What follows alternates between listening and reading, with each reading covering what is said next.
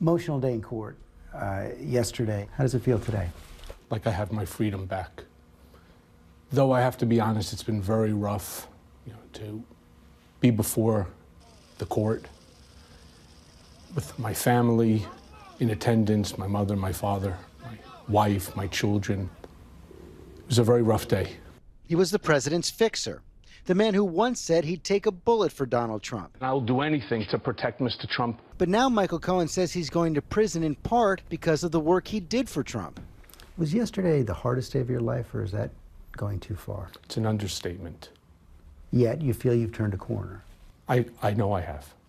Just this week, Cohen was sentenced to 3 years in prison after pleading guilty to financial crimes, lying to Congress, and 2 campaign finance violations in connection with hush money payments made to porn star Stormy Daniels and playmate Karen McDougal. The president's tweeting from very early in the morning, several different things. What struck me most is his claim that you agreed to this plea deal for this reason. He said, those charges were just agreed to by him in order to embarrass the president and get a much reduced prison sentence. He knows the truth.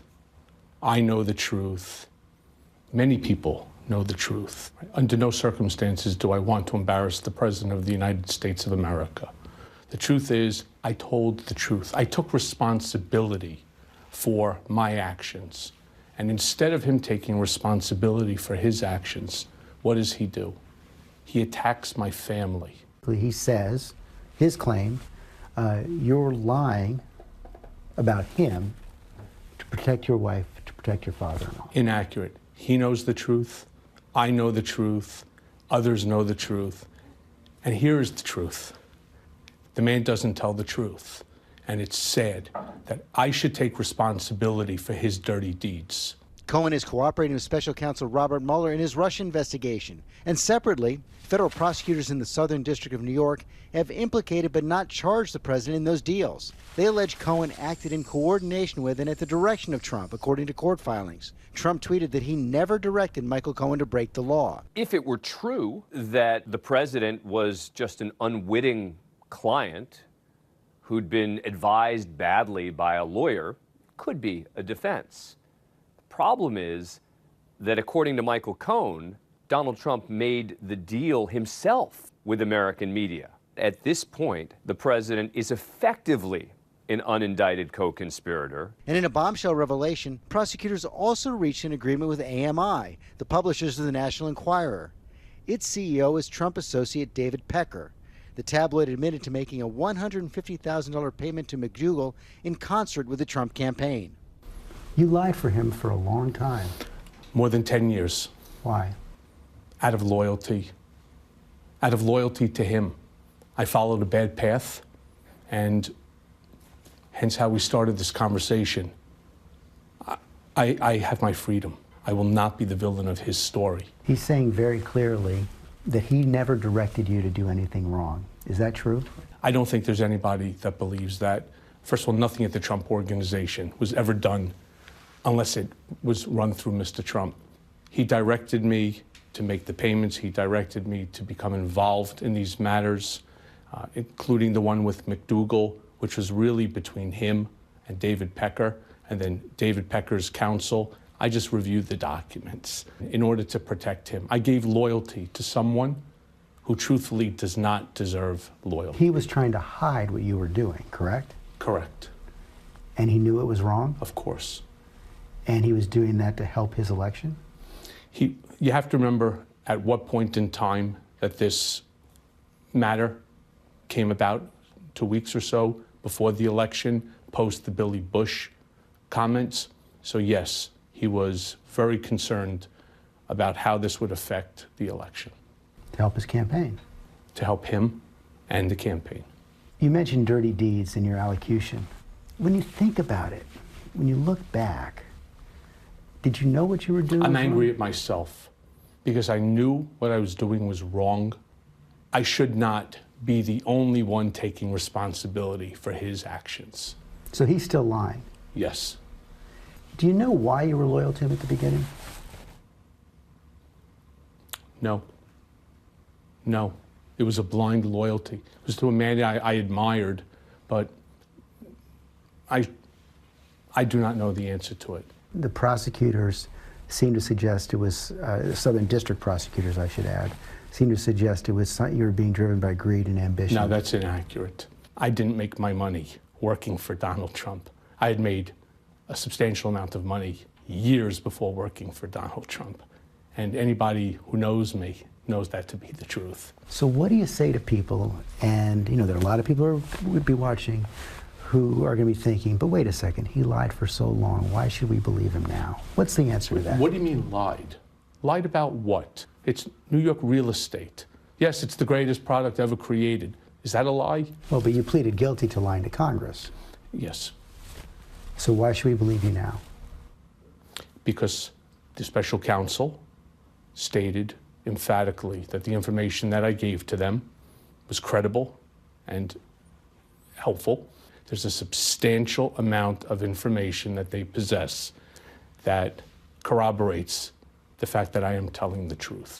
In April, the FBI raided Cohen's office, home, and hotel room, seizing electronics and documents, some of which related to a payment to Karen McDougal. So you're done with the lying? I am done with the lying. I am done being loyal to President Trump. And my first loyalty belongs to my wife, my daughter, my son, and this country.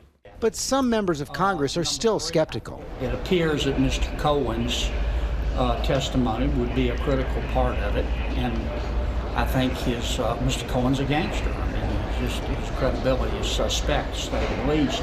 It was lost on few that Marco Rubio came out in the last couple of days and said, you know what, we actually have to get to all of the facts. You're starting to see the cracks in the armor that the Republicans have put up. You worked for him for a long time. I was around you many, many years ago where you seemed to be having fun. There was a lot of fun going on at the Trump Organization. Working with Donald Trump. I enjoyed working with my colleagues there as well. When did it change? You know, I can't give you a specific time that it went from point A to point B. It was just a change. I will tell you that the gentleman that is sitting now in the Oval Office, 1600 Pennsylvania Avenue, is not the Donald Trump that I remember from Trump Tower. How so? He's a very different individual. What's happened to him? I think the pressure of the job is much more than what he thought it was going to be. It's not like the Trump Organization where he would bark out orders and people would blindly follow what he wanted done. There's a system here. He doesn't understand the system. And it's sad because the country has never been more divisive. And one of the hopes that I have out of the punishment that I've received, as well as the cooperation that I have given, I will be remembered in history as helping to bring this country back together. The special counsel did say that you were doing your best to tell the truth about everything related to their investigation, everything related to Russia. Do you think President Trump is telling the truth about that? No. It's a big statement. And when you look back at the Michael Cohen who spent 10 years with Donald Trump, what would you say to him on that first day? What were you thinking? You knew better. You know better. How does this end for Donald Trump? You know, that sort of gets into the whole investigation right now. I don't want to jeopardize any of their investigations. And you're still cooperating? If they want me, I'm here, and I'm willing to answer whatever additional questions that they may have for me. Right, but so you're saying there are certain areas that you can't get into because you're still cooperating with them? Correct. Why do you think President Trump is lashing out against you in such a personal way, daily almost now, calling you weak, calling you a liar? Is he afraid? Seems like it. That's what he does. That's what he does. Are you afraid of him? It's never good to be on the wrong side of the President of the United States of America. But somehow or another, this task has now fallen onto my shoulders, and as I also stated, that I will spend the rest of my life in order to fix the mistake that I made. How are you going to do that? I don't know. One day at a time. For Nightline, I'm George Stephanopoulos in New York. And we'll hear from the president's current attorney, Rudy Giuliani, Sunday on This Week with George.